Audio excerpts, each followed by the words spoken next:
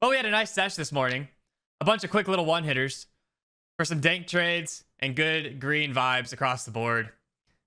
Nice little $420 of profit. Enjoy the stream recap. All right. To quickly go over I took one more trade yesterday. It was a losing trade. All right. The account is in dire situations right now. All right. Just to be perfectly freaking straight up honest, we are in dire situations. We have $1,100 of drawdown. $1,111 to be specific. Four ones in a row is how much drawdown we have until we have to reset on day 10. So we are in dire situations here. I just need to I need base hits. All right. I need base hits, and that's where we stand. Thanks for being on this journey with me. All that to say, it's been fun no matter what. I've been doing like one trade on the personal in the afternoons, and it's been dope. The combine has been helping me not overtrade the weirdness in the mornings, which is a good thing, actually. All that to say, yesterday, nice little hammer. We are pinning out on the pinning out on the ES. Little flag. Now it's trying to do it as well on the 5-minute here. We got value area high at 740, value area low at 550. We are dead pinned in the middle. Potentially a rotational day, sitting on volume at 51. So nothing really interesting here other than we got overnight lows 64 or 620, excuse me, and overnight highs at 720. So we have a 100-point range to break out of as of right now. All right, markets are open. Good luck. Be smart. Be patient. Let's have a day. Clean break out of 720. Probably rips back up to the value area high range and potentially higher. Clean break of 620. Might rotate out. We'll see. Playing it like a rotation up until then. All right, double top. There it goes. Made a new high. So now we're looking at top side targets, looking at 740, basically. 70, 80, 89, almost a 90-point candle. 5-minute candle.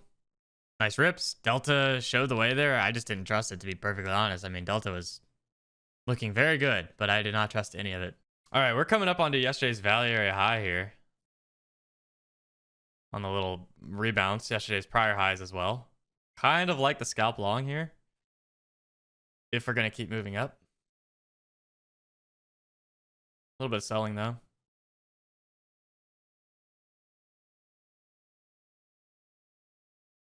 Long one.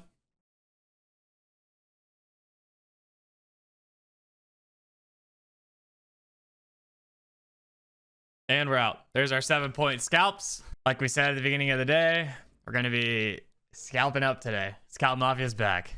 That was an 11-second trade. The reason I got long there again is because that was yesterday's prior high and yesterday's value area high.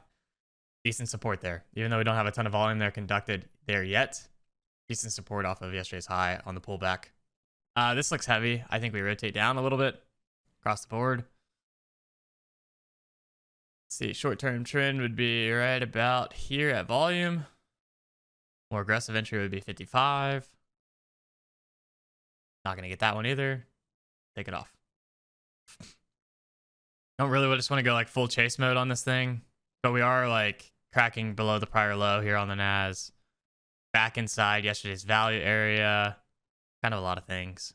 I'm going to take a short at yesterday's high. Prior swing low on the range.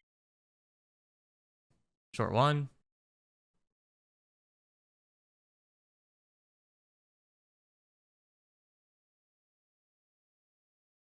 And I'm out. That's 7 points again. Again, the bracket that we're using is just a 7-point take profit. So just trying to play these levels that I think are important and then looking for like a quick bounce out of them. Someone was asking me like how I deal with like losing days and stuff like that. It's really just like a lot of times it doesn't take a whole lot of self-reflection to figure out what I'm doing wrong.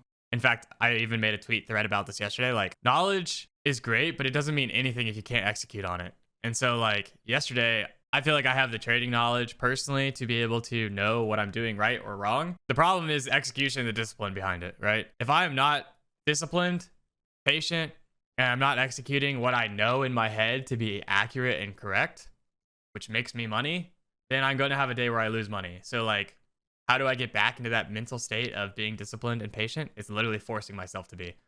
Force myself to take smaller trades because I know for a fact that I struggle when I'm looking for massive trades. I want to have a one and done day. Who doesn't want to have that, right? So eliminate that. Step 2, scalp out where I'm only allowed one contract Because what happens when I start throwing on 2, 3, 4, 5 contracts, whatever it is, whatever your number is, well, you get over leveraged, things get dicey, and then you start not seeing the market clearly because you're too concerned about your P&L swings or whatever. And step 3 is just like, get the base hits, man. Base hits just like give you, it just brings your confidence back.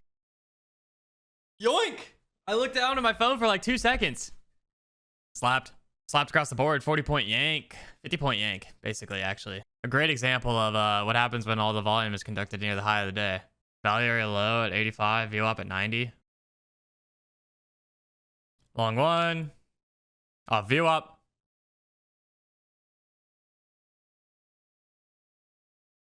And we're out. That's our 7 points.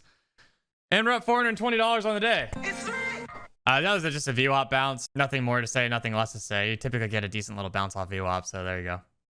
I was seeing if there was a way that I could get my total PNL to 420 as well, but I don't think that's possible. Oh, wait, breaking news. Breaking news. It's lit!